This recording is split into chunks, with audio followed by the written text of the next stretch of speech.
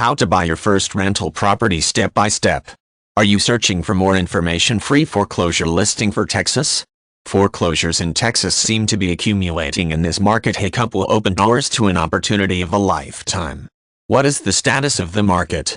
Why it's happening? How to interpret your market? When you should strike? What actions you must take to make money? How to prosper locally step by step.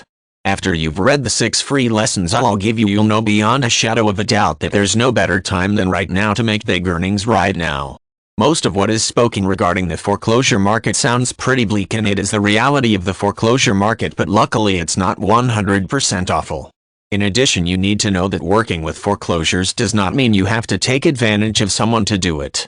As a matter of fact, using the proper techniques will in reality make it a win-win for everyone involved. You'll find out how you can help an owner to get out of a house they can't afford. You'll help the bank by keeping them from taking ownership of another property, and you'll help yourself buy a property for little or no down payment. You can rent it until the market turns or sell it for enough money to flush the day job.